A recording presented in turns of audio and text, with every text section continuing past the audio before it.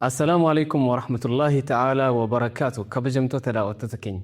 Qophii keenya qophii marfataa kan yaada falmisiisaa yookiin ammoo gaafii ciccimaa deebii garaagaraa sirrii qabu irratti mari'annu qophii marfataatiin walitti dhufnee jirra. Namni qophii kanarra hirmaachuu barbaadus hirmaachuu kan danda'u jechuudha. Iddoo namni yaada isaa bilisaan itti ibsachuu danda'u marfata jechuun iddoo furmaataa yaadaa iddoo yaada ofii namni bilisaan itti ibsachuu danda'u jennee mata duree kanaa fi sagantaa kana filannee waan ta'eef hundi keessan xiyyeeffannoodhaan qophii kana hordofuudhaan waliin taa'aa isiniin jenna. Qophiin keenya ammoo mata duree dhimma guddaa baatee deemuuf jalaa qaba. Mata dureen kun mata duree falmisiisaa, mata duree dhibaa, mata duree rakkisaa, mata duree baroota dheeraa irraallee kaasee mata duree dhaloonni hundi isaa beeku waan ta'eef mata duree kanarratti ammas xiyyeeffannoo barbaada. Nu waliin taa'aa isiniin jenna. Hanga dhuma sagantaa keenyaatti akka irraa barattaniif akka irraa sinqeffattan shakkii tokko illee hin qabnu. Hanga dhuma sagantaatti qabxiilee ciccimaa osoo sirra ka'uuf deema. Nu waliin taa'aa isiniin jenna. Assalaamu alaikum warahmatullahi wabarakatuh. Eenyu kenna baalli halangee ayyee mirgarraa eegaluu fi mata dureen keenya maqaan dhoofne garuu baay'ee cimaa ta'uu isaa dubbadhee jira. Mata dureen keenya godaansi karaa furmaataa ta'uu danda'amu madda rakkoo ta'uu danda'a. Gaafii jettu deebisuu irratti mariin bal'aan kan godhamu. Karaa furmaataa ta'uu danda'amu madda rakkoo ta'uu danda'a. Akka jennu godaansi seeraan alaa qofa jechuu osoo hin taane inuma godaansi seeraan alaa maqaan isaatu seeraan alaa waan ta'eef godaansa kama sirriitu haa ta'u namni biyya isaa gadi dhiisee biyya dhaloota isaa biyya jechuun haadha isaa biraa fagaatee maatii isaa biraa fagaatee firaa fi ahlii sabaa fi lammii isaa hunda biraa fagaatee biyya gadi guututti gadi dhiisee iddoo biraa jireenyaaf filatee jiraatu jechuudha godaansa jechuun. Inni kun karaa furmaataa ta'uu danda'amu biyyaaf, dhuunfaaf, maatiif, qaama kamiifuu haattan eenyummaa keetii fi jireenya kee hundaaf karaa furmaataa ta'uu danda'amu madda rakkoo ta'uu danda'a. Gaafii jettu deebisuu irratti mata duree godhannee kanarratti yaada kee jalqabaa ittiin nu buqqisiiti bal'isna. Galatooma walfadhaa carraa jalqabanaa kennuu keessanii fi bismillah. Jalqaba mata duree guddaadha. Silaa namni nurra xiqqoo yaadaan illee beekumsaan illee bal'aa osoo mata duree namni akkasii osoo dubbate silaa malu haa ta'u eega carraa arganne irra deebinee inni biraa taasisuu danda'a. Godaansi furmaata moo badiidha? Biyyaafis ta'ee dhuunfaafis. Kara tokko yoo ilaalle furmaata ta'uu danda'a yookaan immoo guddina biyya tokkoo ta'uu danda'a godaansi. Kara tokko yoo ilaalle immoo badii ta'uu danda'a. Sigalee wanti hunduu duniyaa isaa irratti side effect qaba yaada. Jalqabee godaansi maal? Asiin fayyadaa, asiin miidhaa. Godaansi maal jennee hiikuu qabna jalqaba? Godaansi biyya ofii gadhiisanii deemuudhaami. Biyya irratti dhalatanii fakkeenyaaf lammii biyya kanaati lammii Itoophiyaati biyya kana gadhiisee godaanuu duniyaa barbaachaa ta'u beekumsa barbaachaa ta'u waan kamiifuu godaanuun godaansi jedhama afaan Oromootti akkasumas akkasumatti hordoftoonni kennas. Hiika normaali osoo hin taane definishinii godaansa jechuun maal gatanii deemuudha, maal luus godhuudha, maal barbaacha deemuudha. Wanni luus godhamu asuma keessa jira ka'a. Wanni luus godhamu suni side effect isaati. Wanni argatanii illee jiraachi keessatti. Fakkeenyaaf namni tokko yoo godaanee biyya Awurooppaa yookaan immoo Ameerikaa dhaqee achitti yookaan duniyaa argachuu danda'a yookaan barumsa barachuu danda'a faayidaa argataa jira. Barumsa barachuun faayidaadha. Qabeenya argachuun illee faayidaadha. Hawaasa gatanii aadaa ofii gatanii bakka ati baate san mana ati keessaa baate san nama biraa bakka beekamu ni beekamu. Mana ati keessaa baate san nama aadaa biraa qabu. Nama loqoda biraa, nama afaan biraa. Sigalee hawaasa biraattuu bakka san qubata dhufee sun ammoo miidhaadha. Kanaafuu asiin miidhaa asiin faayidaadha. Garuu yoo wal madaachiifnee ilaalle miidhaa isaatii fi faayidaa isaa kamtu jaala. Namni beekumsa baratee mallaqa argatee yookaan immoo qabeenya argatee aadaa isaa, eenyummaa isaa, amantii isaa san dhabuu biyya isaa san dhabuutu caalamoo miidhaa isaan caala immoo beekumsaa fi qabeenya argatu caala waan jedhu immoo kan asuma keessa dubbataa deemu ta'a. Akka yaada hiyyaatti hayyuu tokkotu ani sooshaal miidiyaa irratti dhagahee gaafatan gosa gaafatanii gosti ta'e maal jedhanii gaafannaan himee akkasitti himee gosa isaa himee hayyuu qabdaa jedheen yoon biyyatti qabaadhee jedheen hayyuu qabdaa jennaan yoo biyyatti qabaadhee hayyuun biyya hin qabne faayidaa hin qabdu jechuudha. Si galee saniifuu qabeenya qabaattee beekumsa qabaattee haga feeti yoo biyya hin qabaatin gaafate deebitu biyyi sun waggaa 20 booda gaafate barattee deebitu biyyi sun bakka san jirtu beela. Wanni jijjiirame sigatee jira as deebitee biyya ta'e irratti hayyuu ta'uu dandeettu. Nama hedduu agarsiis galee Ameerikaa ta'ee Awurooppaa ta'ee biyya hedduu kanatti waggaa dheeraa bartee gaafa hin deebi'u biyyi san qeebaltu. Inni fi ammoo Profeesara guddaadha biyya. Laayistaayilii inni beeku san irraa faallaadha. Biyyi san qeebalu inni illee akka yaadessanii fi bakka yaadessan hin jiru. Yaale saniifuu deebi'ee biyya Awurooppaa Ameerikaa sanii barsiisa. Kanaafuu namni haaboo immoo haaf namni biyya ofiitii haaboo immoo haaf hoo jedhu asumarratti carraa itti aanutti si deebisa. Yaada kiyya kaampaanii kana irratti immoo isaan isaa dubbatanii carraa isaanii dabarsa. Carraa kana kennu keessaniif galatooma. Waa'ee godaansaa yoo kaasu ammoo fookas kanan gochuu barbaadumaa inni keessatti hawaasa kan keenya kan baadiyyaa irratti. Sa'aa kanarratti godaansa jechuun bakka ilmoon durbaa yoo tokko yoo dhalatte bakka baga ilmoo durbaa argattee biyya Saawudii siif deemteetu mana sitti ijaartii kan dhalateef jechuudha. Haala kanatu jira. Inni dhiiraallee aadaan hojii isaa jijjiiramee biyya alaatti ergate gaayaa kan har'aal kan nikaan godhamee naan isheen boromtanuu deemtee achii booda isheedhaan jiraachuudha jechuudha. Dhiironni baay'een kanaan saaxilamaa jiru. So godaansa yeroo jennu namni biyya isaa gadhiisee kana deemuu fi jaallatee miti. Waan tokko barbaacha void waan ta'e wayii waan hir'ate wayii ikonoomii jechuudha. Akka biyya keenyaatti immoo biyyi kan keenya povertyidhaan developed country akka waan taane jennaan basic need illee wantoota jiraachuuf nu barbaachisan illee kanneen akka manaa kanneen akka nyaataa kanneen akka uffataa namaan qixxee uffachuun waan yeroo baay'ee nutti ulfaataa jiruu fi namoonni gara bakkee yookaan immoo gara bakka biraa ba'anii gara biyya biraa deemanii sana ofii jaraatii argatanii maatii jaraallee waan argatan sana argachiisuu waan barbaadaniif ba'u. Inni lammaffaa immoo beekumsa akkuma beekamu. Biyyi tokko guddatte kan jedhamu beekumsa isheen irra geesseedha. Teknooloojikaal advaansmentii isheen irra geesseedha. Gara sanaan gara biyya keenyaa dhufnee yoo laallu akkuma isin laaltan yuunivarsiitiin Itoophiyaa irratti tokkoffaadha jedhamee akka biyyaatti yoo kaa'amu sadarkaan isaa waan nu beeknu waan ta'eef jennaani teknooloojii gaarii baradhee beekumsa gaarii argadhee biyya kan koof ofii kan kootii hayyuu gaarii ta'ee biyya kan koo sadarkaa guddaa irratti ce'umsa guddaa ta'ee fi ceesisa kan jedhuun deemuu danda'a namni. Waa lammeenuu nu haa deemu garuu deemsa kanarratti yookaan immoo godaansa kanarratti dhiibbaa inni akka sosaayitiitti akka biyyaatti nurratti uumu waan baay'ee jiruu fi har'a irratti diskas gochuun ni barbaachisa jechuudha. Dhiibbaa inni tokkoffaa ammaa inni maayindiseetii yookaan immoo ilaalcha nu biyya kan keenyaaf qabnu jechuudha. Namni gaafa dhalate biyya koo keessatti mucaa kana barsiifadhee jennaan bor haakima naaf taatiin qaata dhiifame. Mucaa kana barsiifadhee naan bor injineera naaf ta'an qaata dhiifame. Gaafa isheen durba taate hin gammadamaa biyya alaa deemtee kushiinaa namaa hojjettee jechuudha. So kun darajaa gadi bu'aa ta'e gahuu kan keenya salphina kan keenya kan agarsiisudha jechuudha. So ilaalcha keenya baay'ee miidhaa jira. Namni tokko immoo bu'aan nam tokko zawee wiitiinkiidha jechuudha yookaan immoo ilaalcha waan tokko qabnudha piroodaaktiin kan keenya. Namoota baay'eetu gara biyya alaa deemu gara biyya Saawudii deemu garuu jijjiiramni tokko hin jiru. Yoo danate yoo obboleessa xiqqaadhaa maayinuu matoora kan jedhanu kana bittee yookaan yoo mana ijaartee yookaan yoo mana qalamiitti dibamee achii booda wanti hundinuu hin darba. Jarri as jiraatan hin jijjiiramanu isheen jireenya ofii hin jiraattu obbolaan ishee guddatanii asitti jireenya gaarii tokko uummatanii inni eerumee inni fuudhee gaafa dhuftu yookaan bultii hin qabdu yookaan nama hin qabdu jechuudha. So maayindiseetii kanatu soosaayitii keenya irratti dhiibbaa guddaa uumaa jira. Gara biraatiin immoo biyyoota gurguddatan namoonni barumsaa deeman jechuudha. Kan akka Ameerikaanii kan akka USA yoo laallu dhuma irratti jarree depressed ta'anii kan arginu.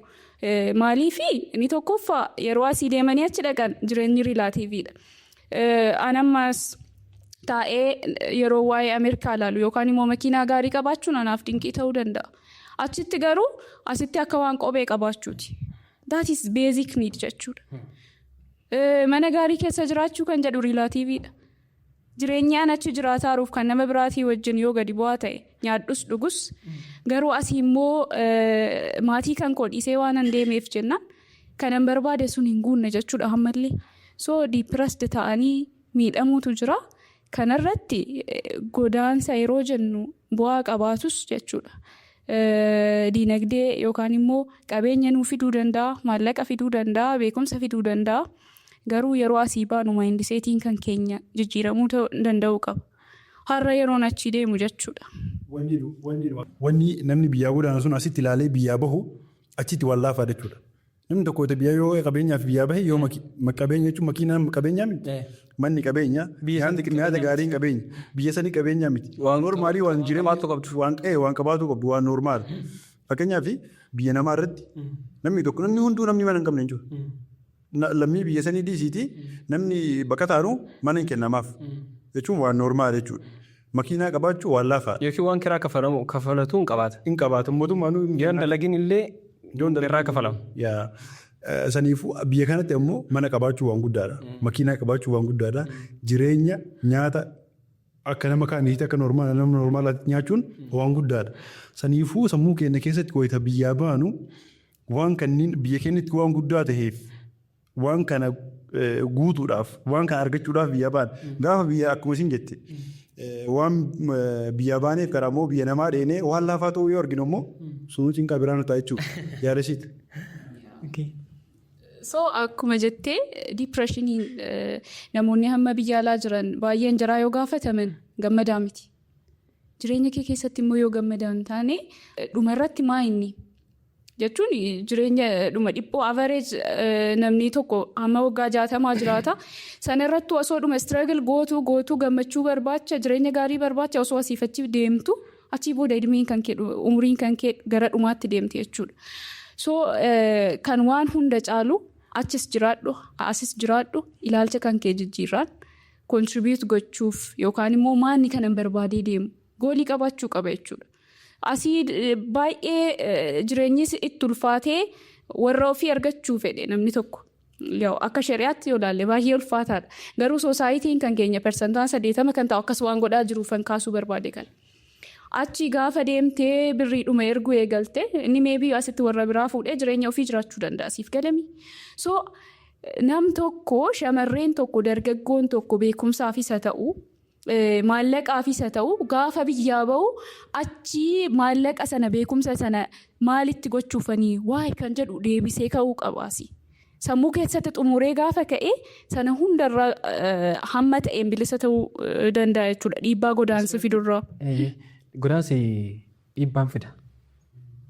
Guutumaan guututti dhiibbaa fiduun isaa shakkiin qabu. Akka furmaataatti immoo namni tokko yoo godaane wanti caala irratti xiyyeeffatamuu qabu lachuu xiyyeeffannaa akka barbaadu jechuudha.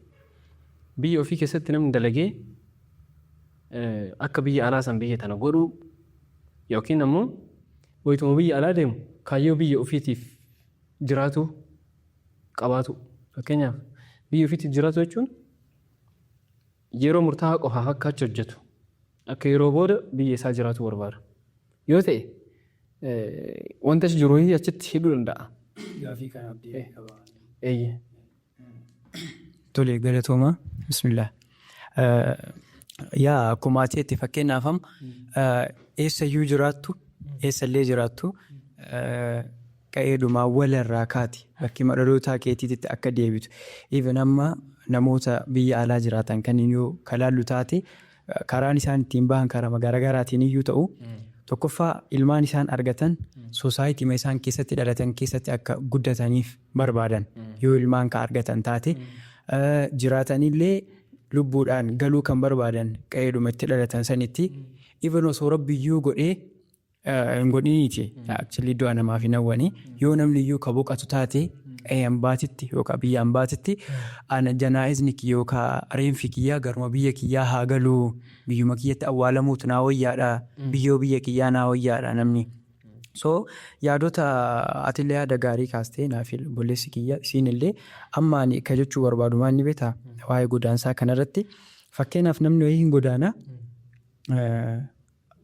amma shamarree takka haa fudhannu shamarree takka irratti qofa xiyyeeffannee haa fudhannuti ijoollee biyya Arabaa deemtu kanneen irratti haa fudhannu fakkeenyaaf biyya keenya keessatti namni tokko hojjettuu manaa riilii namni marti hin beeku hojjettuu manaa yoo ta'e hojjettuu manaa jechuun haga inni ulfaatu shamarran nu caala beekanii dubartoonni seeraan beekanii nummoo fiil gochuu dandeenya hagam akka ulfaatu akkanatti iyyuu daa'ima namaa qabuun meeshaa dhiqanii mana mimmiidhagsanii siigalee waan baay'atu waan lamaa sadii sun immoo gaafa rootiina kan kee ta'u ba'aan hagamii akkasirratti dabalamaa deemu ba'aa hagamii akka ati baattu beekta.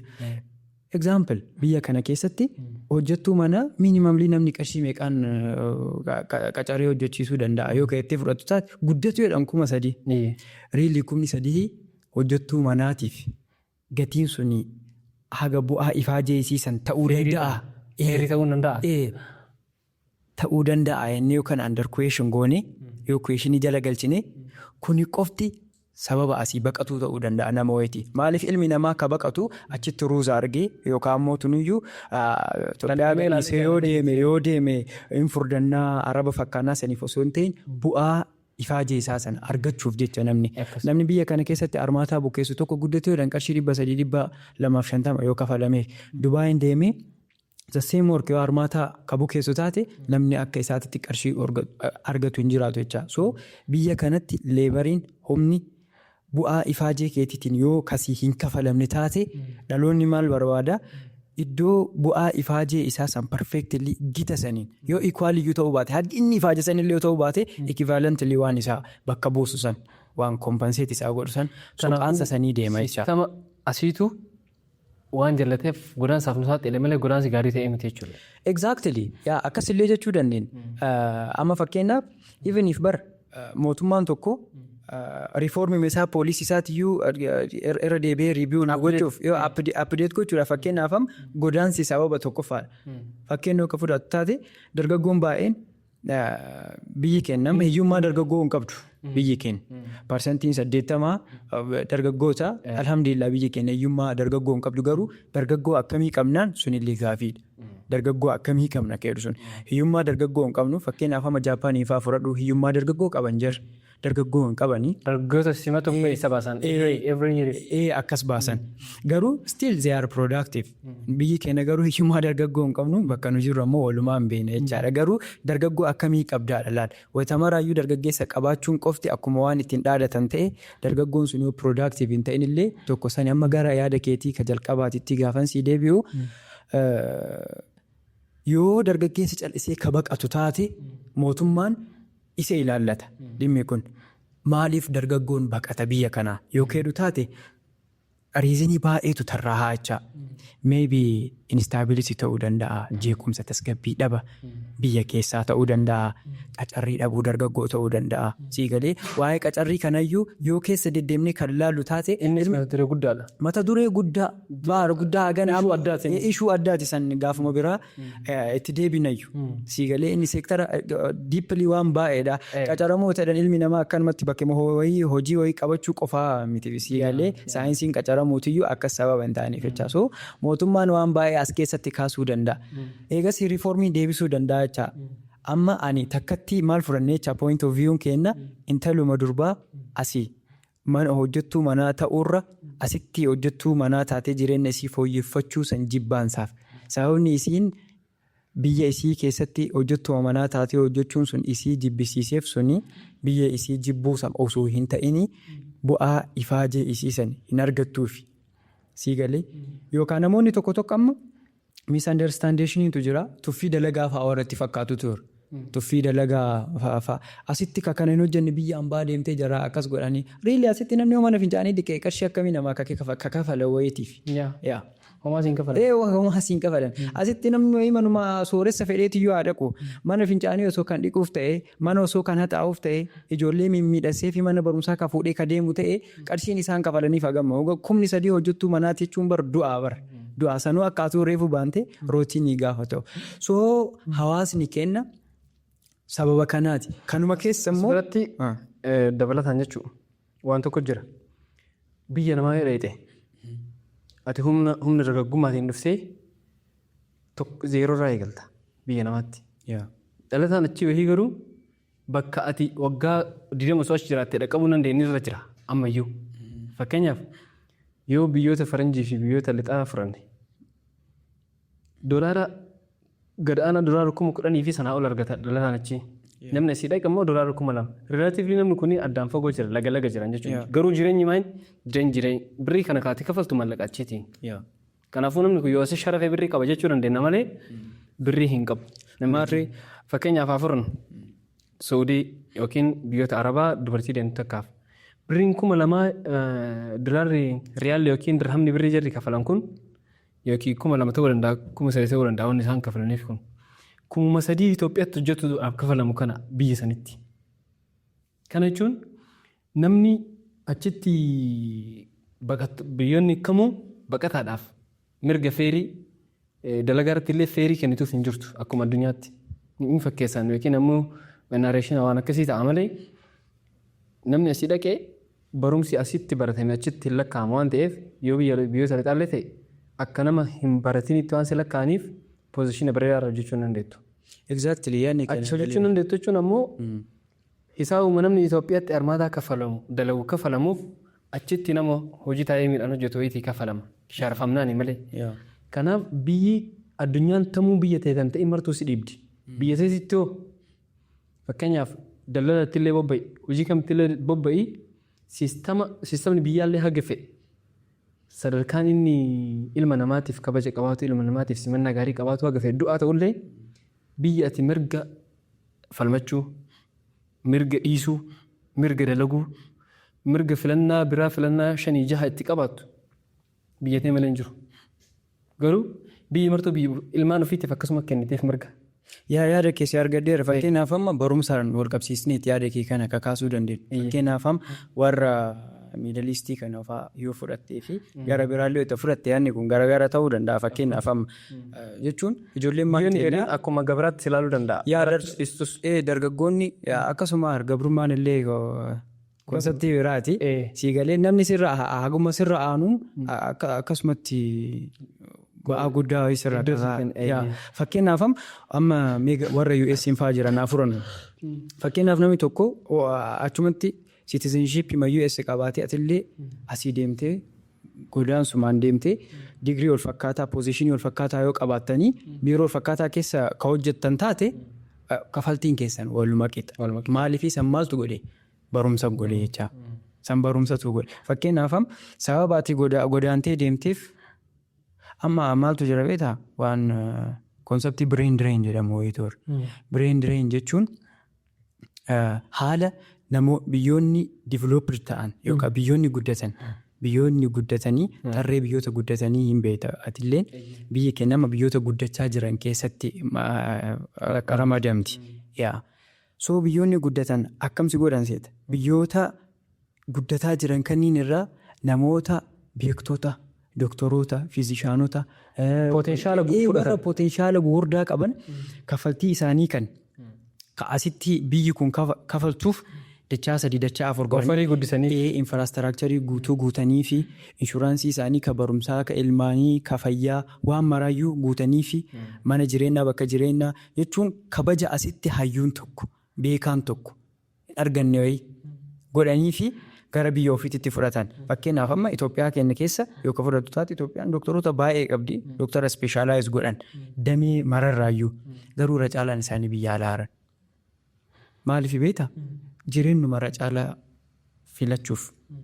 Maaliif? Iddoo itti achitti sadarkaa achi argatan san asiin argatanii mallaqa achi argatan asiin argatanii dirqamatti ta'a. Dirqamatti ta'ee jechuudha. Ilmi namaa immoo irra caalaan namoonni akka yaadan dheeranneef isaaniifillee yaada kennuudhaaf kana qofa hidhee yaada dabarsaa fi yaada walkeessannaa gochuu waan qabnuuf. Fakkeenyaaf ati namni wayii lammummaa Itoophiyaa namni qabu tokko yoo Dubaay hin deeme inni akka warra Dubaayitti jiraatuu fi miti ka Dubaay hin deeme asitti ka beekamuu qabu.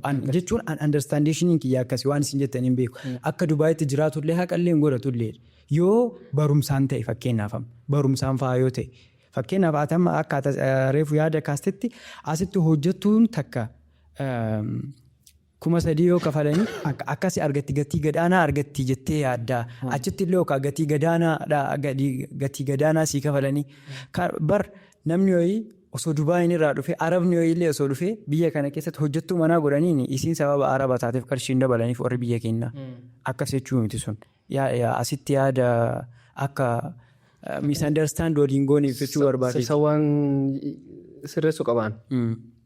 Fakkeenyaaf asitti nama biyya kamiyyuu taatee nama asitti taatee even firayyuu taatee kafaltii wal fakkaataadha waan ta'eef namni hojii sana hojjetu suni sammuu keenya jeequ. Garuu achitti birri namni tokko riyaala 20 argachuu qabu hojjetaan tokko humna isaallee baasee beekumsa isaallee baasee ogummaa isaallee baasee nyaata dalaguun ogummaadha. Mana sirreessuun ogummaadha. Ogummaa isaallee baasee akka nama biyya saniitti hin kafalamuuf. Akka nama maaliif kafalamaa fi birrii xiqqaa wayii kafalamaaf birri achi. Sharafatee naani malee namni sun osoo birrii sanii of jiraachisee achitti of jiraachuu danda'a. Jiraatu. Actually barnu wanni warroota biyya alaatiin hubanneef tokkoyyuu sanumaa warri biyya keessa jiru. Jarrillee mooraalii hojiitu akka isaanii ta'u wanni isa kakkaasee jiraatan sun sharafa biyya keenyaa san ilaalaa ittiin bohaaran as erganii haadha qarqaaru san obboleessa qarqaaru yookaan immoo qarshii manaan ijaaradhu itti kuufatuu san laalti ka biyyaa san laaltiif malee amma fakkeenyaaf dhiisiyyoti biyyootuma Arabaatiyyuu biyyoota amma fakkeenyaaf gara Ameerikaa kanayyuu deemsila doolaarumaa miti qarshii guddaan fa'a gara biyya keenyaatti yoo sharafamu qarshii guddaa ka ta'u birrii biyya keenyaa ka ta'u jechuudha. Achi keessa namoonni yoo baay'ee yoo haasa'an miidiyaa garaagaraa irratti illee argina namuma qarshii guddaa kafalamaa fettu potenshaala ajaa'ibaallee qabu poozishiniin guddaan kennameef illee hojjetu kafaltii mana barumsaa ijoollee irraa danda'ee kan mana kiraa danda'atee makiinaa fa'aa achitti yeroo dheeraa fa'aa kafaltee taaksii fa'aa waan akkasii tura achitti jireenyi isaatiyyuu harkamaa gara afaanii kate. Osoo abbaan manaa yookaan haati manaa dhukkubsattee ji'a 2 ka ta'anii nama badheetti bahu tura Ameerikaa makana keessatti garuu nu kalaalluuf achitti akkas osoo jireenya akka Ameerikaa sanitti osoo hin ta'in nu Ameerikaa of galchinee Ameerikaatti akkas osoo hin ta'in doolaaronni achitti argatu san asitti sharafneetiin nu kalaallu. Itoophiyaatti dammoo waan takka amma baay'inaan akka Itoophiyaatti lammiin Chaayinaa tokko yookiin Indii tokko yookiin namni as dhufee biyya kanatti osoo dalage kafaltii normaalii lammii kennaa kafalluuf hin kafalluuf. Sanaa ol kafallaaf. Garuu biyya keenyarraa namni biyya biraa deemee dalage kafaltii biyya isaaniitiin qixayyuun kafalaniif sanaa gadi kafalaniif. Maaliif ka'ee dhumee naaf yaada irratti haa kennu. Ifa gale waan ta'e wayiiti riili maaliif nu hindii yoo deemnu kan nu ittiin qacarame xiqqaa ta'e hindoonni gaafa as dhufanii yeroo baay'ee argineerra yuunivarsiitota keessatti fa'aa kafaltiin jara kafalamuu fi leekchoroota kennaa kafalamu garagara maaliif ta'uu danda'e riili naaf waan kana seeraan akka wannaatti barbaadetti. Jalqaba wantoota jalqaba haasaa turte irratti jalqaba isaanii irratti yaada kaasaa kaatii amma na gaafatte immoo dhuma irratti dhufee yaada sii kenna. Jalqaba waan sadii kaasuu barbaada. Waan sadii qaba yaada sadii qaba maatii haasawii irratti tokkoffaa hojjettoonni fakkeenyaaf dubartii fakkeenya fudhatte jalqaba irratti hojjettuu biyya asitti kafalamuuf gatiin isii kan yookaan biyya Arabaa deemtee kafalamuuf tokkoo miti jijjiirama kana laaltee wajjaan fageenya kafaltii kana laaltee biyya baqaa deemuu malteetti. Jalqabumayyuu kaayyoon isiin biyyaa bahaa jirtuuf kana yoo kana taatee bareeda bara. Yoo kana taatee bareeda. Sigalee mallaqa kan irra gaarii argachuuf yoo taate bareeda. Garuu iddoo hedduutti waan hubadde waan saahibni isii biyyaa baheef fakkeenyaaf tirendii ta'ee bakka hedduutti intarrii warra eebaluu biyya Arabaatii abbaa isiitii waan akkasii argiti. Sigalee intalli abbaa eebaluu biyya Arabaa jirti. Waan jedhamu wahiin jira hawaasa keessa. Sigalee malee dhugumaan jijjiirama barbaadee biyyaa bahe ka biyya Arabaa qofaa miti ka Awurooppaa fi Ameerikaa jirullee dhugumaan jireenya fooyya'aa barbaadee bahe. Amma fakkeenyaaf biyyoota ijoolleen baharaan deemtu tirendiyoonni deemsaa wanni ta'ee namni marti garas dheebotu jalqabeef waan fotoon akkana jedhamu. Waan fotoon akkana jedhamu baay'ee ta'eef si galee. Goora si galee hedduu jira. Si galee ka asitti biizinasi dalaguu danda'u ka biizinasi dalaguu qofaa miti. Si galee waliigala waan baqa irratti haasaa jirran ture baqa kanayyuu ka seeraan alaa fi ka seeraa jira. Jechuun karaa mootummaan hayyaduu deemuu fi godaansi kun. Kaseeraan alaa baqa jedhamu. Kaseeraan alaa TV kaseeraa jira miti. Kaseeraa sanii osoo deemuu danda'u karaa seera hin tahiniin warri deemu sunniin fakkeenyaaf osoo karaa sirnaatiin deemuu danda'u. Karaa sirrii hin taane warra deemu hedduu jira. Dandeettiillee osoo itti qabu. Osoo dandeettiillee qabu. Obsa dhabuu fi akkeeffatuuf jecha. Akkeeffatuuf jecha bakka baharaan deemuun yookaan immoo karaa Awurooppaa karaa baharaatiin deemuun akka faashinaa wayiitti waan laalamuuf. Yoo gubbaan deeme akka waan mootummaan lammummaan kennee fi yookaan immoo akka waan ijoolleen isa dura deemtu waan biraa jedhanii wayiitti laalama. Yoo dhugumaan jijjiiramaaf biyyaa baan hayyee fakkeenyaaf ijoolleen biyyaara baallee yoo taate. Yoo dhugumaan maatii ofii jijjiiruuf taate. Yoo dhugumaan ammoo waan irra bu'aa qabu wahii kafaltii irra bu'aa qabu wahii barbaacha biyyaa baate ishee. Gaafiin as biratti kaasu immoo dhugumaan kafaltii irra wayyaa san barbaadanii biyyaa bahaa jiranii. Dhugumaan jireenya fooyyessuuf. Yaada galasi kaasee waan ta'eef saniif ilaalee haasa'u jira. Nara gara biraa laalinati naraalee haasa'e. Saniifuu gaafii nama hundaafuu hordoftoota taasisee jechuudha. Jijjiirama barbaannee biyyaa bahaa jirra. Yaanni lamaffaan ammoo fakkeenyaaf jijjiirama chaayinaa fudhannee chaayinaa waggaa hedduu dura iyyeetti turte miti biyyeetti beekamtu seenaa irratti waan isiin waakan chaayinaa dubbakatti mindaa dabalaniiti miti ka biyya san qabaasuu godhan mindaa barsiisaa dabalanii yookaan immoo mindaa dooktoraa dabalaniiti miti. Mindaa dooktora looggataniiti. Otiin jedhu martuu bilisaan dalageeti. Haga biis waan san keessaa baatu martuu bilisaan dalageeti malee harma mindaan dabaleetii miti haan fakkeenyaaf. Qabsoo hadhaadhaan guddatan. Jijjiiramni mindaan dabalameetii miti. Akka jijjiiramni dhufuuf jalqaba mindaa kee dhiisuu qabda. Jedhee yaada akka yaadaatitti. Siistama sirreessuuf jechuudha. Siistama sirreessuuf akka siistamni sirraa'u jalqaba mindaan sirraamudha. Egalee doktoroonni biyya alaa jiran piroofeesaroonni biyya alaa jiran biyyatti galanii hanga wayii osoo dalaganii mindaa achitti argatan dhiisanii dhaloota qaroo tokko dhaloota jijjiiroo tokko osoo lafa kaa'anii achi booda ta'anii nyaatan isaan yookaan immoo dhaloonni ilmaan isaanii ta'anii nyaatan. Saniifuu maal ta'u qabaree namni biyya alaa jiru kunniin hundiyyuu faayidaa dhuunfaatiif ka ala biyya alaa jiru malee faayidaa biyyaatiif ka biyya alaa bahe. Yookaan immoo ka biyyaa bakkate xiqqoo akkana fakkaata jedhee yaada akka yaada kiyyaa. Qabxii lamaffaati kaaftee irratti jira mitiiree waa'ee miindaa irratti jechuudha. Kan kaasuu barbaadu maa'inni hamma biyyoota garaagaraa ilaaluu dandeenya. Biyyoota ollaa Itoophiyaas kan akka Keeniyaa ilaaluu dandeenya. GDP irratti mitiiree kan gireed godhamu biyyoonni. So akka piroofeeshinii jiraatti akka piroofeesarummaa yookaan immoo akka barumsa jiraatti miindaan jiraallee akkas jechuudha kan miindeeffaman kan qacaraman. Akka GDP biyya biraa ilaaltee Keeniyaa yoo kana kaffaluu dandeesse Itoophiyaan illee Soomaaliyaa yoo kana gochuu dandeesse Itoophiyaan ni dandeessi waan jedhurra waan geenyee jirruuf sii galee. So akkuma jettee aadaa kireetiivitiiti kan biyya tokko biyya taasisu. Jaapaanis yoo ilaalle, Kooriyaas yoo ilaalle, Chaayiniis yoo ilaalle at some point baay'ee bakka absolute poverty irra ta'anii achii booda siistamiin dhufe gavarmentiin dhufe suni yookaan hin hojjettaa yookaan hiduuta poolisii jedhu baasuudhaan aadaa hojii guddaa uumuudhaan dandeettii kireetiivitii uumuudhaan jijjiirama guddaa fidanii jiru. Namni jiraachuuf iskilii guddifata jechuudha. Iskilii guddifachuu jiruun itti ulfaatee jennaan jechuudha. So sanarratti baay'een saappoorti godha aayidiyaa kan kee jechuudha. Maaliif jijjiirama biyya tokkoo fi kireetiivitii aadaan hojii uumuu hard working habit yookaan immoo aadaan hojii sirriitti hojjechuu danda'u dirqama. Garuu immoo akka biyya keenyaatti wanti duubatti nu deebisaa jira jedhee yaadu namoota aadaa hojii uumaniif aadaa namoota kireetiif ta'aniif namoota halkaniif guyyaa hojjetaniif namoota umurii isaanii guutuu riisarchii irratti nama yaaluurratti kennanii hojjetaniif haga sana hin kaffalamu value hin kennamu siif galee kanatu demotivates godha akka biyyaa baatu si taasisa. Osoo achi profeesarinatiin biyya biraatti baay'ee value guddaa qaba. Haakima tokko ta'uun value guddaa qaba. Higher classiidha jechuudha. Akka biyya keenyaatti garuu barumsaan akkana kilaasiin illee hin kaafne dur waggaa 40-30 irraa injineera ta'uun baay'ee value qaba ture, haakima ta'uun value qaba ture. Kanaaf barattoonni yookaan immoo daa'imman ol kaanillee fakkeenya waan taasifatan waan qabaniif dedicated ta'anii hojjetan.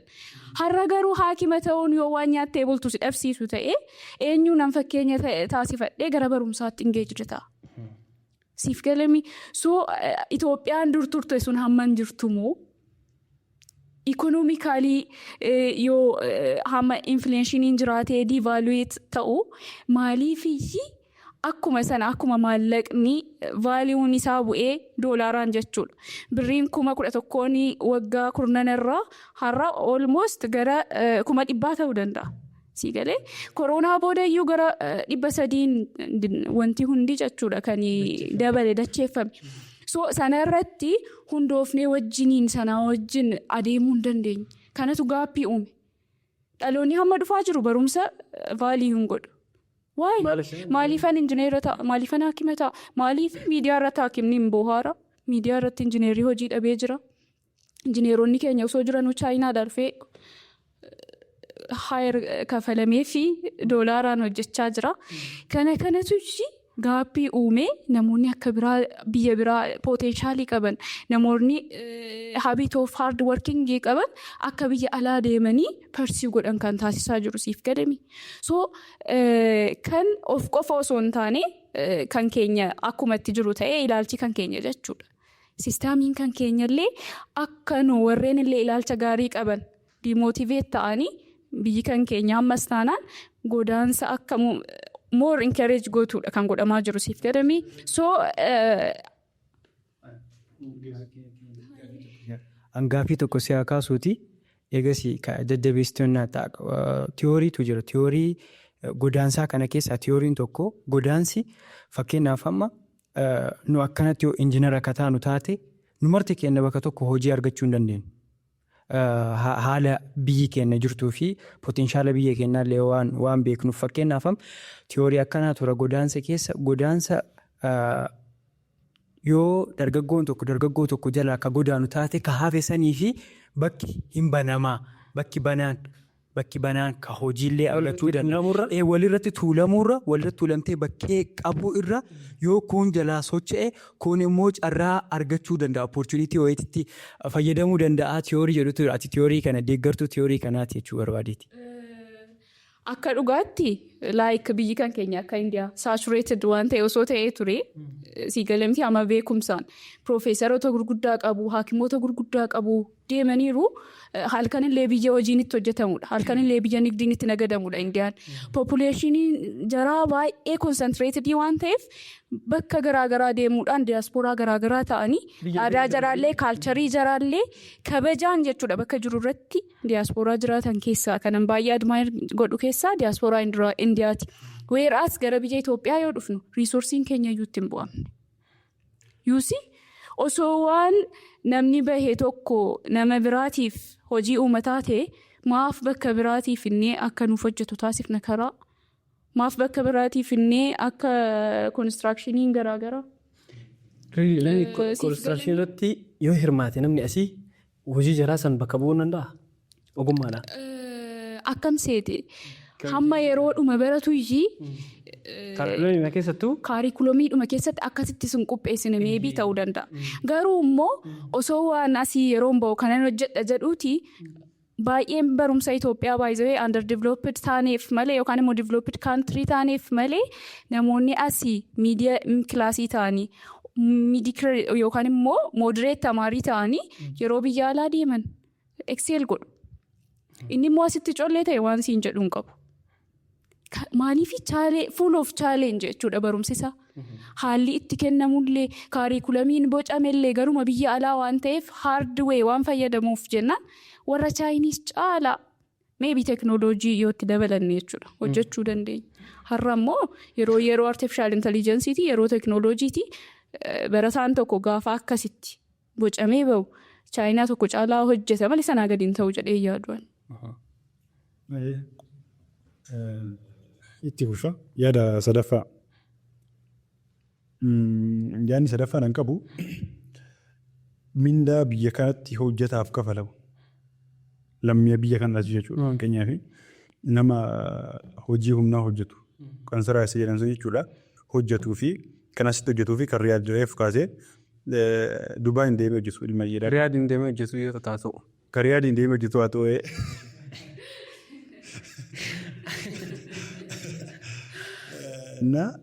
Sanii fi yookaan immoo dubartii biyya kanatti qacaramtee mana namaa jahiiduu fi kan biyya Arabaa deemtee jahiidu. Wal bira yoo qabne fakkeenyaaf riyaala 2,000 3,000 yoo kafalameef asitti birrii 3,000 yoo kafalameef akkuma ittisanii yoo hir'isnee hisaaba achi kafalamuu fi asi kafalamuuf kana irraa hir'isnee gatii biyya kanaatiin sanii gadi iyyuu ta'uu danda'a. Maaliif jedhan fakkeenyaaf dubartiin takka nu hundi kennaa beekuu dandeenya daawwattoonni sin beekanii hedduun mana dubartii biraa manaa qaban waan ta'eef gargaartu. Dubartiin takka asitti yoo mana namaa daleedu akka biyya Arabaa kabajaan isii gabbuu sanii kabajaan isii gabbu'a. Kabajaan isii immoo riyaala 2,000 hin bitama. Mindaan isii riyaala 2,000 ta'a. Osoo irraa hir'isnee bakka san meeqa ta'uu danda'a? Dubartii ta'uu isii waliin. Waan isiin luus gootusan. Waan isiin luus gootusan bakka sanitti osoo mallaqa sanii madaalchifne riyaala 2,000 madaaluu danda'a. Waan isiin dhabdu immoo kabajaa caala. Kabajaa asitti illee kabajaan nama mana keessa hojjetu gahaa hin ta'u. Gahaa dhabuu danda'a garuu wanni isin caalu waan biraa kabajaa biratti mirgi jira. Mirgi jira si galee bahuu dandeettaa. Bahuu dandeettaa. Biyya abbaa keetiiti. Yoo namni tokko daangaa asitti saree afaan kee dubbata loluu dandeetta. Loluu dandeetta galee sa'aa isheetti. Yoo fakkeenyaaf nama saniin waliyyuu dho'ite akka nama Araba dhabeetti lakkaa'amu. Lakkaa'amu. Akka nama Araba dhabeetti lakkaa'amu. Si galee bayamtuulee hedduun ajjeefamaa jiran ijoolleen. Si galee. Akka nama Araba dhabeetti adawaa reeni hanga sitii canna jirra. Yoo abbaa kanana. Yoo loltee jechuudha yoo daangaa jettara jechuudha. Saniifuu fakkeenyaaf akkana fudhadhe malee waan isiin asitti argattuuf waan isiin achitti dhabdu. San caala immoo umrii isiin ajjeessutu jira. Fakkeenyaaf gaappii umrii waggaa 10 waggaa 8 osoo hin qabaatiin biyya galuu saalfattuuf jecha waggaa 10 isiin asitti dhabdu sun umrii heerumaa jala dabarsaa. Umrii gammachuu, umrii taphaa, umrii hiriyyummaa, umrii faamilii jala dabarsa. Yoo inni kun ammoo mallaqa kamiinuu jijjiiramu. Asitti garuu yoo hojjette gaappii fudhachuu dandeettii, bahuu dandeettii. Yaa maatii isii yeroo dandeettii. Si galee carraa hojii biraa argachuu dandeetti. Fakkeenyaaf baadiyyaarraa kaatee magaalaa Finfinnee kana dhuftee waggaa takkaa lama yoo mana namaa akka ta'e taate achi booda baatee biizinasii dalaguu dandeetti. Si galee hawaasa wal baratteetiin biyya afaan isii keessa dubbattu biyya aadaa isiitii nama wal gargaaruu ni danda'a. Namni gargaaruu ni danda'a. Biyya keenyaa rahmata godhaa keessattuu nama musliimaa ta'ee nama musliimaa qubattee jennaani hin jiru akkasitti kabajaa kennan. Si galee kabajama isiin maltu kennaniif. Saniifuu carraa hojii biraatti ce'uu carraa jireenya isii fooyyeffachuu argachuu dandeetti. Pointii ati amma kaastee irratti jastaama fakkeenyaaf biyya Arabaa jiraadhee hojjettuu mana namaa ta'uu fi Itoophiyaa keessatti immoo biyya koo keessatti hojjettuu mana namaa ta'uun differensii qabaa. Maaliif achitti riyaalli 1,000 fi asitti 3,000 kafalamu almost laayifiin tokkuma kan jedhudha. An kanan jedhumaan sanamtiiree pointiin keessan. Innaa respect amount of kabajallee achitti qabamu wal qabate. Wanni isiin dhabdu suni maallaqa sanii walitti madaalamu. Yaa wanni isiin dhabdu maallaqa sanii walitti madaalamu kan jedhu yaa namni baay'ee waan rakkateef ba'a. Siif galemi hama fakkeenyaaf asittis yoo hojjettu mana namaa taate bakka bultu qabda. Waan nyaattu qabda, waan dhugdu qabda. Inni si yaachisu hammattii dhuma taate walitti qabattee biizinasii wayii yookaan maatii kee gargaaruu barbaadda. Garuu kumni 3 asii waggaa 30 yoo isaan hojjette sin jijjiiru. Waggaa 2 soo biyya ormaa deemtee jechuun kaayyoo qabaattee jechuudha. Biizinasa tokkoon banadhaa Addis Ababaa keessa mana namaa 3,000 jiraadhe amma fakkeenyaaf waggaa 5 jiraadhe Does it make difference? Nan nyaataadha nan dhugaara. Sii galee yoo jijjiirama saniif biyya namoonni akkas ta'uu qabachu. Kanillee akkasii baanu jiru persentaa xiqqaa ta'uu danda'a malee. Achi booda egaa achi dhaqanii immoo ni jijjiirama yaadni jaraasiif galee. So riyaaliin achi rilaatiivli biyya sanatti yoo laallu noormaalii baay'ee gadaanaa ta'uu danda'a. Garuu ati nama akka achitti osoo hin taane kanatti jiraattu nama akka Itoophiyaatti jiraatta. Yookaan immoo hojjettuu ta'uu kan kee amanteedhuma deemte. Kama fakkeenyaaf shintibeetiin biyya Itoophiyaa xurii kan achi koo qulqulleessuudha. So waliin argu jechuudha. Faa jettee jiraatta jireenya yoo amma jiraatte waggaa lamman sanatu biyyi kan keenya akka biyya guddataattu ta'uuf sarraatenyaa biyya keenyaa ta'urraa waliin argu nama guddaa biyya riyaadantanii taate respectii jettullee dignitii jettullee it doesn't make that difference akkasii waan uumamatti hin fakkaatu. Maaf seete akkaataan nu dalagduu keenyatti qabnu soosaayitiin kan keenya waan beeknu waan akkas baratee waan akkas diinii beekee respectii diiniin kan keenya kenniif jedhe kennuufillee baay'ee xiqqaadha namni rabbiin sodaatu siif galee. Yeroo kennamutu jira. Siif galee achittuu caalaa kennama jechuudha. Zakaasii kennama waa baay'eetu jira. Yoo kaayyoo sanaaf kan deemtu taate caalaa biyya asii irra hojjechuurra yoo hojjettuu ta'u biyya asii irratti hojjettuu ta'urra biyya ormaatti hojjettuu ta'u wayyan jedhaan. Yoo barachuu garuu hojii biraa yoo ta'e barattee yoo jijjiiramaaf taate jechuudha. Yoo immoo gara biraa ta'e like busy. Garuu achi dhaqee kan argatu hedduu jira. Inni dhugaadha. Dhugumaati ka jette namni achitti yeroo gabaabaa keessatti asitti mana iyyuu bitachuu danda'a. Osoo waggaa 30 birrii isaa walitti qabamtee mana hin binne achi ji'a 30tti mana bituu danda'a. Miti achirraa yoo hojjete. Garuu maaltu jira wanni namni kun ittiin du'u jechuudha. Asitti hiree bultii argachuu dandeetti. Achitti reeriidha. Awwaalamtee teenta mana keessatti. Naagalee poointiin kan kee. Anamma duraanuu kaaseen ture baay'ee trendii waan ta'eef jennaan ilmoon durbaa yoo dhalattee bakka Saawudii deemtee siif waan tokko contribute gootii mana siif ijaarti jedhama waan ta'eef ijoolleen barumsa irratti illee focusing godhan. Sana kan nu hajjechaa jiru. Sanaaf ta'uu hin qabu. Garuu barattee hamma kutaa 12 fixxee yookaan dippiloomaa tokko qabattee achi booda yeroo ilaaltee achis ilaaltee karaan ishee baasuu didee wiizin waggaa lamman kana keessa deemee suuqa'ee tokko yookaan immoo kaafteeriyaa tokko banachuu danda'ee achii booda jireenya kan koo itti fufaa jettee liimiit gootee lafa kaa'uu qabdi. Asii achi deemtee osoo obboleessaa kana ergitu osoo haadhaa kana ergitu hin ergin jedhaan jiru baay'isawee. Namni as jiru maayindi seetiin isaa diippendantii akka ta'u taasisaa jirti. Obboleettiin achii qaba jedheeyyi akkana of dhaadee qaama mootarii qaba. Isheen immoo jechuudha bultii ofii gubaa yookaan jireenya hin qabdu. Yookaan biizinasii tokko hin qabanne sii galee kaayyoo ittiin deemte waan hin qabneef. Qabuma kaayyoon isiin biyya baateef malattee beela obboleessiiti mootora bituudha. Tokko baay'inaan hindooma akkas baay'inaan yookaan abbaa manaatii waa tokko ta'udha. Obboleettii Suudi Arabiyaa qabachuuf waan firii isaanii obboleettii mallaqee. Yaaduma amma nu kaafne kan inni irratti jechuudha. Reeli amma fakkeenyaaf isiin illee jetteerti akka. Naafillee yeroo baay'ee irra deddeebi'ee jedhetti gaafa biyyaa bahan maaliif bahaniitu gaafiidha. Nuufillee jechuun hawaasni nu daawwataa jiru kunillee akka gaafii keessa galchinu ka barbaannu. Jechuun warra irra caalaa quufaaf bahellee yeroo baay'ee waan argineef faashinuma ta'eef warra bahellee waan argineef garuu gara neegatiif saayidii waan kanaatti yoo ka dhufnu taate egzaampil hooma amma numarti kennee yaada kaasaaru intaluma durbaa biyyoota arabaarra hojjetaartu takka yoo kalaalu taate. Isiin of jijjiiruuf baateyyuu haa jennu. Impaaktii gara kanaan jiru wayii akka soosaayitiitti yoo kan ilaallu taate akka hawaasaatitti yoo kan ilaallu taate indiviijuwaalii yoo kan dhuunfaa irraa utaallee jechuudha. Ka'isii of jijjiiruuf baatee haa jennu gara maatiitti haa dhufnu. Maatiin intalli teenna biyya alaa jirtii yoo jedhan nuu jirtii yoo jedhan tokko akka waan kabajaa. Nama biratti illee kabajaa akka waan kabajaatitti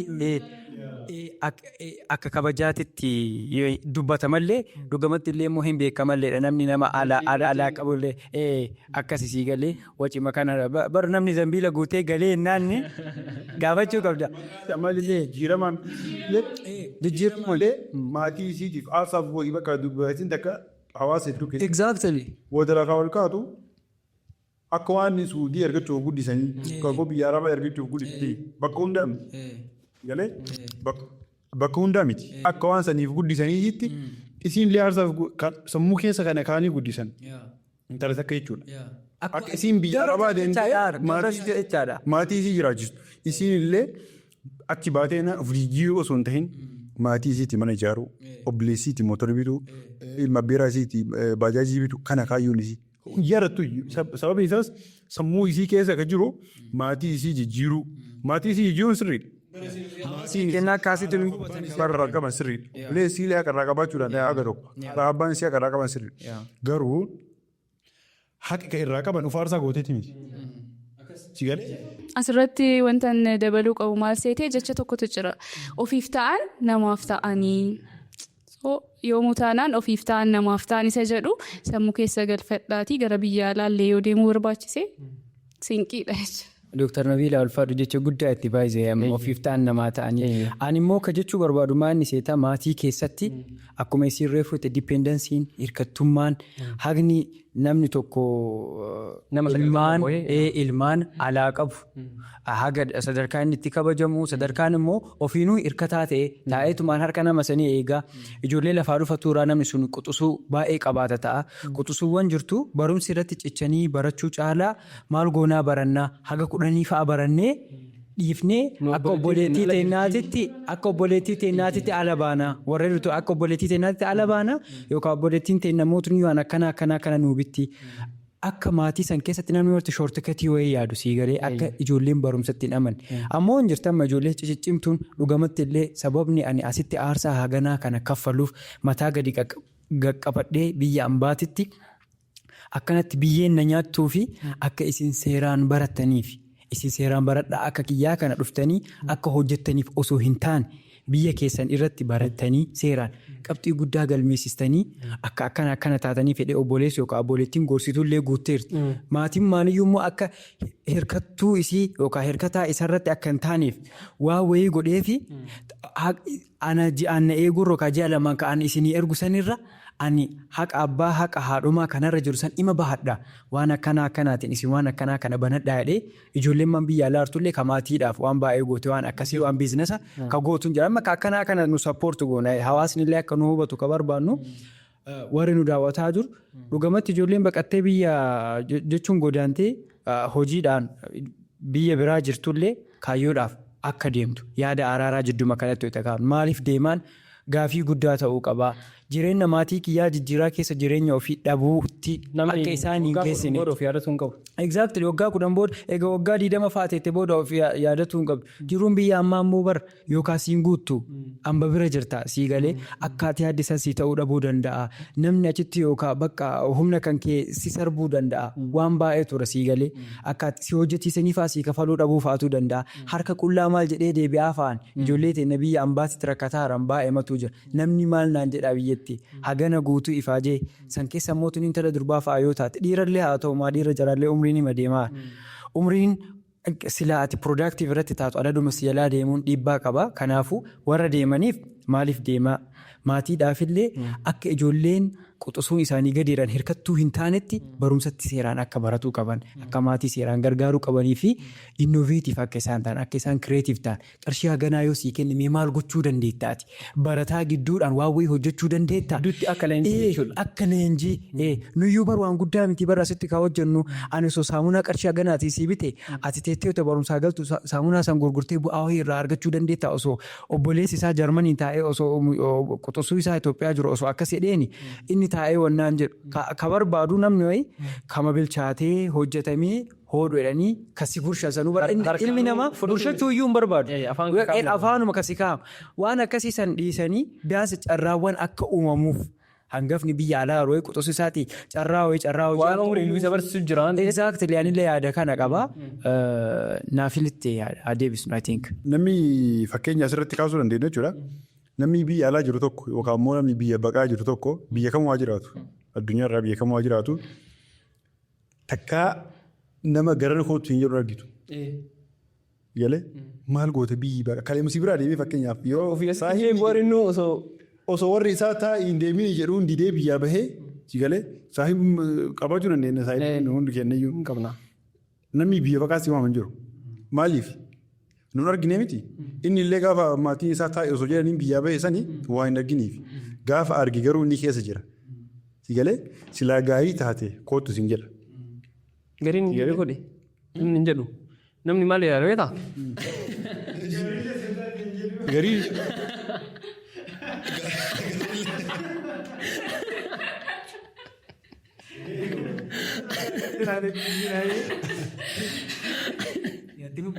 osoo gaarii illee taate ka jechuudha buusuni suni rakkoo biraa qaba. Suni rakkoo biraa suni kana keessa hin galu. Waan ofii argate isaa namni argatiin jechuudha. Dargatii jechuudha. Jiraachuu danda'a.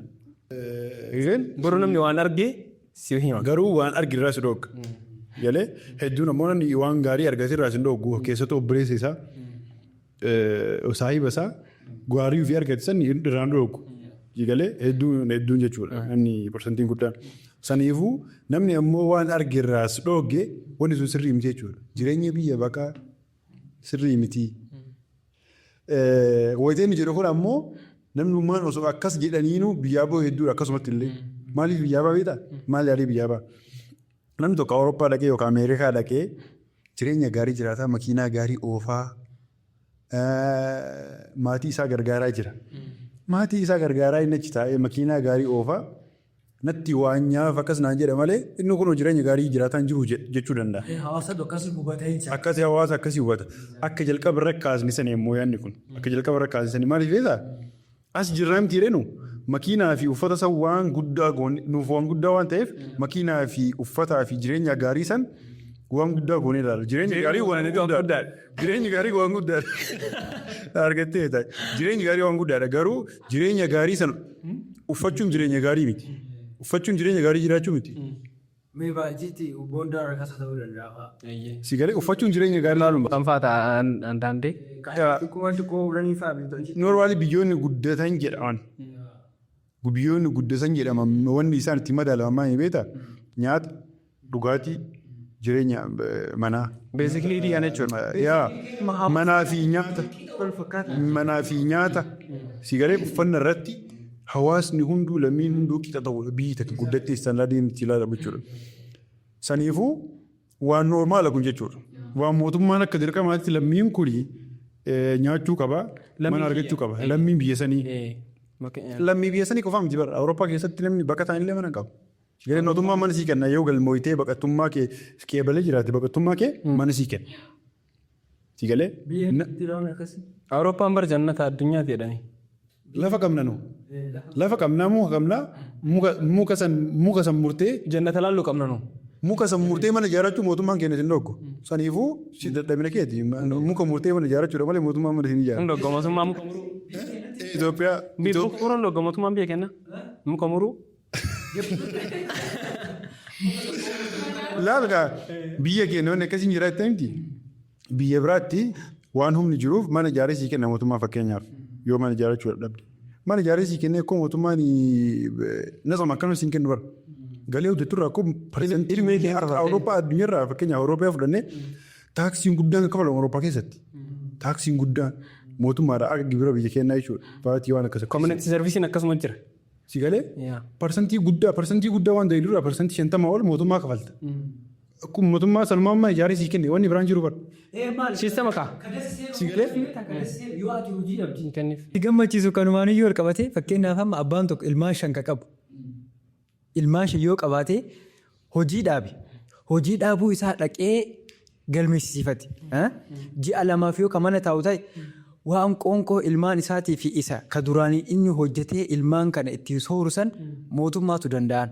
Innaa akkanatti jiraataa aga barbaadan yoo sirraa muranillee rakkoon qabu. Wanni yoo barbaadaman mallaqa san mootummaa irraa dhufu osoo hin taane infraastiraakchariin guutamuu. Yaa.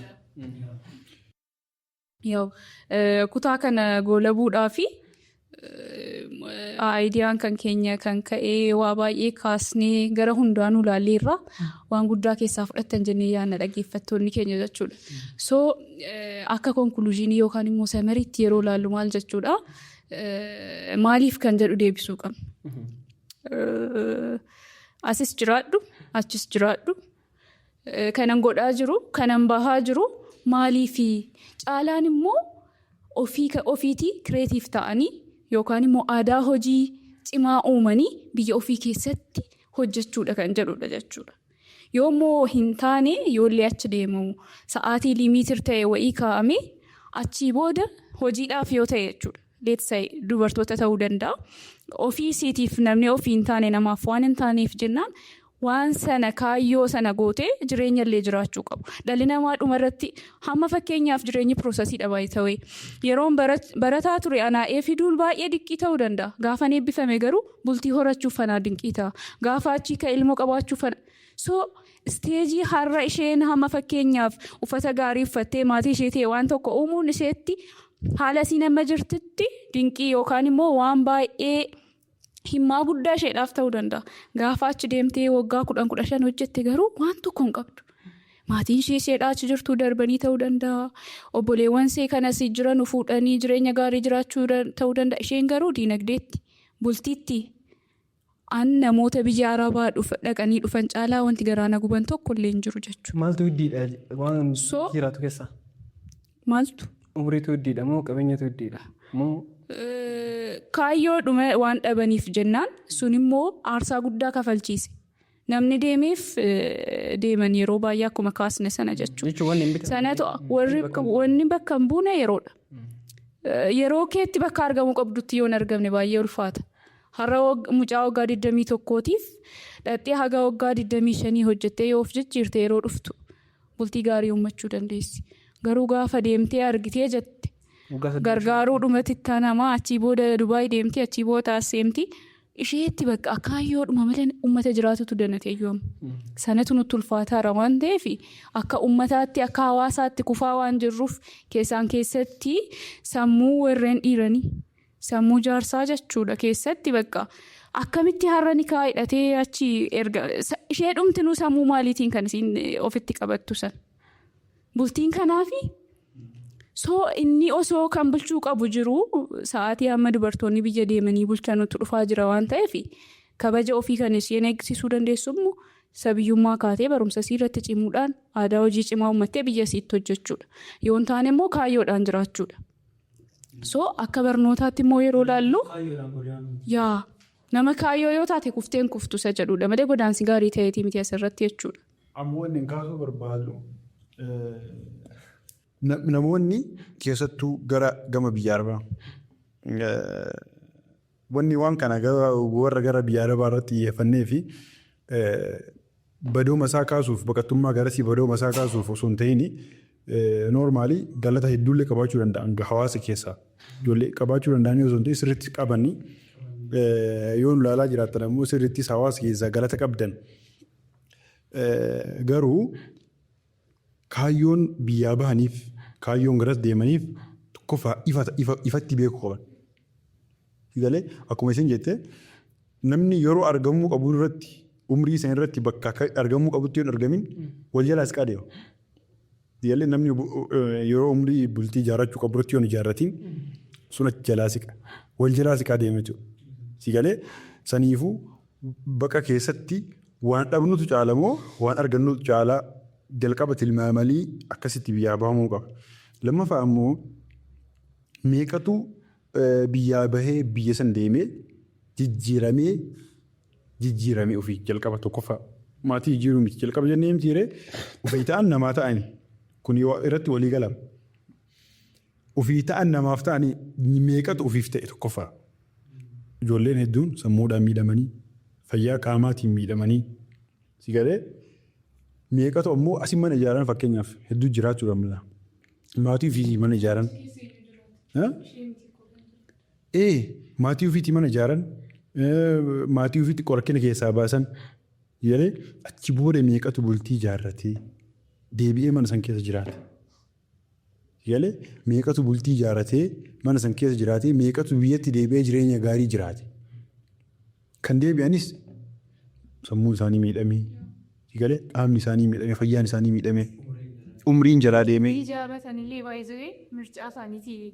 Mircaa isaaniitiin. Namuma bakka sima jireefi tulfaatee jiranitti ikoonoomikaalii diipeendanti nama ta'uu barbaadu. Bakka bultii ijaarratti. Akkas baay'ee. Namni tokko of duuba. Bultii ijaarratanii bultii illee yoo ijaarratan jenne jechuudha reer keessa. Maa inni biyya arabaatii namuma dhuftee tokko hin arganne jedha amma namni asiif achi deemee yeroo qaamee waggaan itti darbee jedhe jechuudha dhiirri.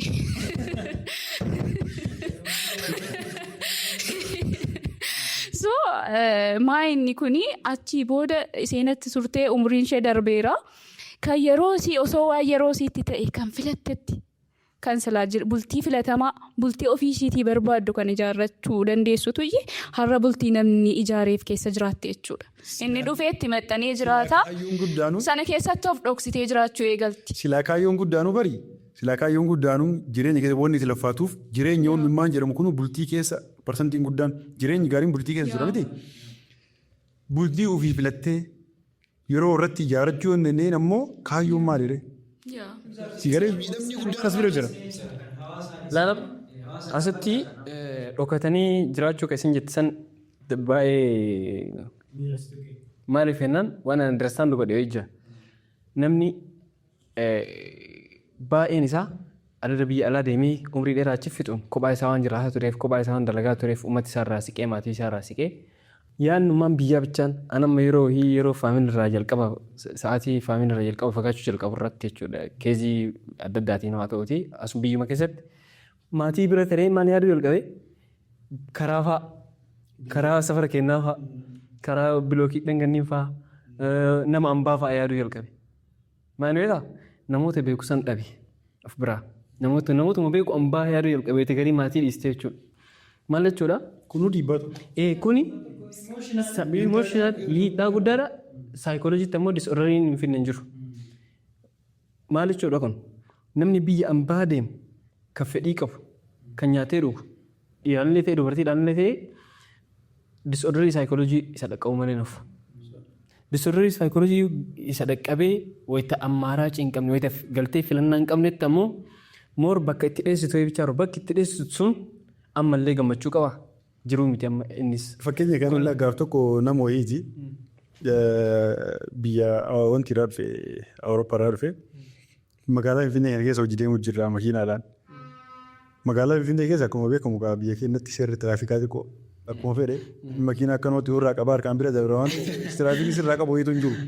Jigalee akkasittuu makiinaan akkanatti wal keessa yaa'aa hedduu walitti hin buutu. Jigalee hedduu walitti hin buutu. Namni ceehuu fi konkolaataan hin beekan bakka wal hubatanii jiranii qalbiidhaan qalbiin oofaa karaa deemullee qalbiin deema.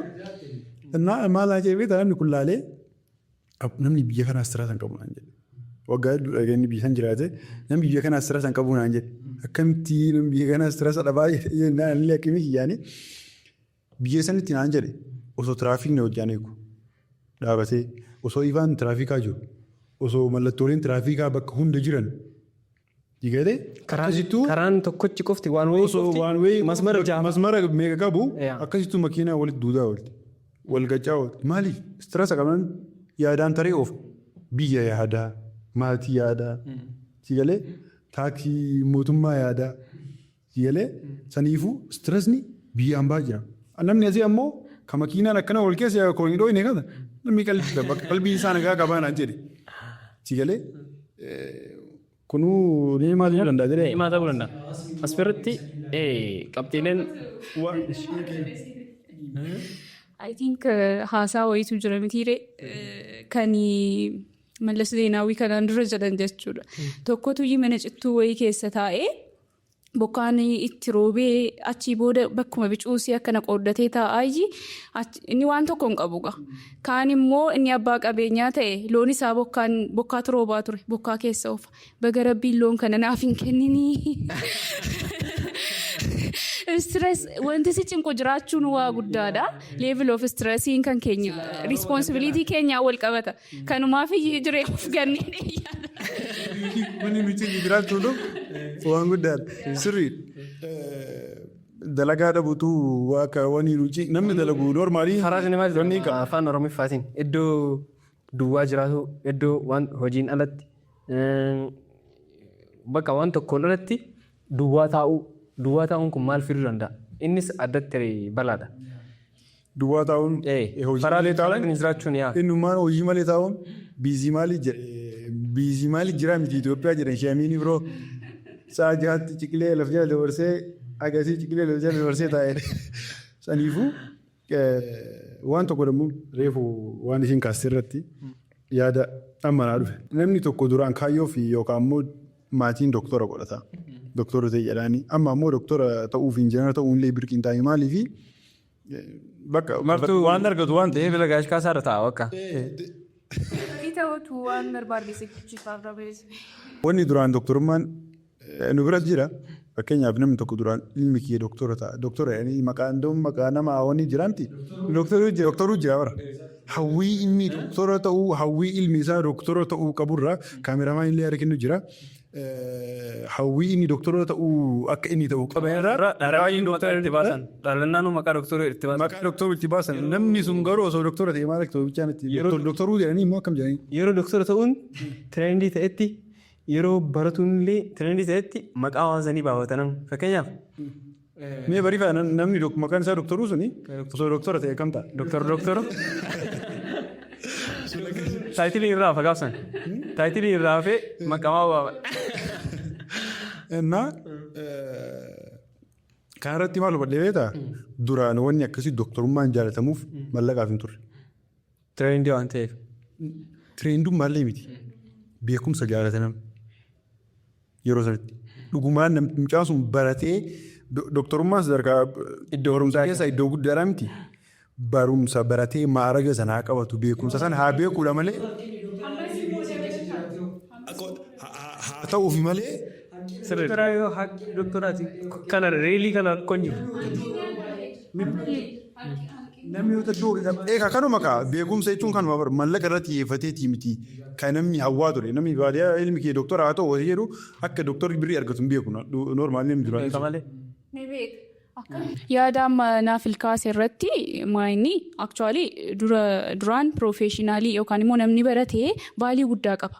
Barsiisaa kaasee, injineeraa kaasee haga doktoraatti jechuudha. Sun immoo kan dhufee soosaayitii keessatti vaaliyuun kan kennamuuf kan taasise vaaliyuu sa'aatii sana akka gavarmentiitti sanaaf kennamudha. Siif galee nam tokko yeroo piroofeeshinii tokko filatu baay'ee natsaa sarvisii qofa kennuufi miti. Doktorummaan haakimni tokko osoo biliyoonaan kaffalamee fi kan inni saakrifaayis godhu yookaan immoo aarsaa inni kaffalu waliin gitu. Nama doktora ta'e qofa sana arga jechuudha. Kanaafuu hammas taanaan namni maallaqaa miti kan doktora ta'u. Garuu sana sarvii yeroo godhu jechuudha. Sarviisii sana paashineet ta'ee yeroo hojjetu waa biraa isa yaaduu maaliin nyaadhaa maaliin dhugaa biyaansa saatisfaaktii ta'uu qaba jechuudha. Qalbiin isaa akkaasiif achi hin bacaaneef. Maal seete Jaapaanis ikigaay kan jedhanu jira. Nam tokko gammadaa ta'ee haala jiru haala hojii isaa haakima isa ta'u maalis haa ta'u itti fufee hojjechuuf inni tokkoffaa hojii hojjetu irratti gud ta'uu qaba. Inni lammaffaa hojii hojjetu jaallachuu qaba. Inni sadaffaa wanti sun waa gaarii fiduu qaba. Inni arfaffaan immoo faayinaanshiaalii firiidam kennuufii qaba. Garuu gara haakiminaa yeroo dhufne ilaallu sadanuun guutaa isaa arfaffaa yoo guunne nam sun gammadaan ta'u jechuudha. Akkamitti ijoollee nama osoo hin gammadiin kompileen godhaaru doktora taatiilee hammallee darajaan kabajaa ni jira baay'ee. It's not about respect. Siigalee sababa maaliitiif akkas ta'uu danda'e gaarii kan duraan ture waggaa 30 har'aa namni sa'aatii sanatti kifiyyaan doktoraaf kaffalamu jechuudha. Sa'aatii barsiisonni 200 kaffalamuutti jaratti 9,000 kaffalama ture. Alfoota bashbashiidha jechuudha doktora ta'uun siigalee garuu haga yoonaan jijjiiramne sanarra infileeshinii jiru. Jijjiirama jiru maallaqni diivaaluweet ta'u heelth keer sisteemii irratti mootummaan fookasiin goone kanatu hojii maal uume kiftatii jiru uumee jechuudha. Malee dooktorri maallaqummaa barbaadee miti. It is beyond that. Waggaa 7 guutuu maalummaa kan keessi ijaara baay'ee dooktorummaan jechuudha. Kanatu iyyii malee kabajni jirullee hammallee ni jira jechuufan. Wannan jechuu barbaadu kabajni jechuun ilaalchi duraan qabamu suni dooktora ta'uuf ilaalchi duraan qabu hawaasni qabu suni maaliif jijjiirame? Kutaa itti aanu irratti na deebista gaafii hordoftootaafis. Lammaffaa ammoo wannan jechuu barbaade dooktorootaa fi duraan mindaa guddaa kafalamaa ture. Kan barsiisaatii fi kan dooktora adda adda. Silaa kamii kafalamuu qabu ture? Kan dooktora. Dooktora. Barsiisaa ta'u. Barsaan dooktora fide jechuudha waalitiin. Yaa isa inni akkuma jiru ta'ee jechuudha. Sacrificing? That more kan jedhis. Lubbuu oolchaa waan ta'eef. Yaa qo'ata. Eshi ammarratti fakkeenyaa fi ammarratti mindaan dooktora caala kafalama barsiisaa caala kafalama. Amma walqixa miti. Kan barsiisaa caala. Maannoo kan dooktora caala. Averejim waan sadarkaa barnootaatti malee. Averejim. Dooktora fi barsiisaa immoo. Barsiisaan illee kuma kudhooyi. Kuma kudhooyi akkasuma. Almost walitti kaluudha. Bu'aan dooktorri argatuu fi ji'aatti bu'aan barsiisaan argatu. Garuma qara. Garagara. Garagara miti irra caalatti dooktoratu argata. Irra caalatti dooktoratu argata. Iddoo hojiitu gargar godha. Ayyee kabajamtoota daawwattoota keenya yaada dheeraa yaada bal'aa yaada hanga isaa lugaama isaan harkaan qabachuu hin dandeenyetu teessuma kanarratti adeeme. Mata duree fi rakkoon godaansaa waan nuti qofti irraa osoo hin miti hayyoonni baay'een irraa haasa'anii jiru. Warri godaanis beeka, warri hin godaaninis beeka. Garuu as biratti maaltu jira? Godaansi rakkoodha. Rakkoo keessa taa'urra garuu rakkoo jalaa dheessu caala. Qabxiilee jedhutu asirratti olaantummaa argate marii kana keessatti haga ammaatti jechuudha. Daawwattoonni illee yaadni bilisa waan ta'eef amma as keessaa yaada kanatti namni amaniin jiraatuu danda'a. Isinillee yaada keessan nuu qoodaati yaada keessan waliin ta'a. Kanarratti ammoo qabxiilee akka yaadachiisaatti akka nootisiitti eega zamanni tareef yaadaturra dursee akka of yaadatuuf kaayyoo qabaachuu qaba keedhamu qabxii nuti isin bira kennee deemu keessaa olaanaadha. Amaanaallee goone. Saniin alatti ammoo qabxiilee godaansaa wal qabsiisee akka maatiitti qofa osoo hin hagammaatti akka biyyoomaatti akka aadaatti akka aayidentiitiitti dhiibbaalee fi rakkoolee inni qabaachuu danda'u bal'aa jira. Kana caala kayaachisaa ta'e hedduun baay'ee jira. Biyyoonni baay'een hooggansa nama biroo jala wayiti seenan fakkeenyaaf ilmaan biyyaa deemtee namni biraa biyya san uwwisee wayita jirutti biyyi sun nyaatamuu fi xuuxamuu malee fayyadamuun isii biyyi sun guddatuun isii akka ilmaan biyyaa achi booda guddatan ammoo jenereeshinii duubaa dhufu akka waan bineensaaf laatuutti. Maaliif jennaan inni namaa walitti bineensaa miire ambattu dhufee si bulchu yoo ta'e namni sun noomas nyaatu. Jenereeshiniin lafaa ka'uudhamu bineensaaf kenname jechuu walqixxaa waan ta'eef bal'ina amma duree kana irratti itti deebinee ka haasofnu ta'a. Kutaa kana ammoo sirra gola bu'aan barbaannuuf yaada dabalataa namni yoo hin qabaatin kutaa itti aanu keessa bal'inaan itti deebina. Namni asirratti ammoo baay'ee galatoomaa ulfaadhaa kutaa itti aanu keessatti golabbii ka goonu ta'a. Kabajamtoota daawwattoota keenya sagantaan kun sagantaa iddoo yaada bilisaan itti dhiyeessuu dandeenyu qophii marfataati. Qophii marfataa biraatiin hanga walitti deebinuuf isa kana xiyyeeffannaallee kennuu fi yaadallee itti dheeda'u ammas namoonni rakkooleen irra mari'atamuu qaba jettanii yaaddanii nu eeraa namni ani rakkoo kana mari'adhee furmaata dhiyeessuu danda'a jettus rakkoo biraa fiddee irratti mari'adhee hirmaachuu qaba jettus dhuftee yaada kanaan waliin wal gargaaruu dandeetta. Keessattuu mata dureelee rakkoo ta'an irraa haasa'amuu qaba jettan nu qooda. Ulfaadhaa galatoomaa hanga sagantaa biraatti walitti deebinutti turtii gaarii keessa nu turaa. Wassalaamu alaikum wa rahmatullahi wa barakaatuh.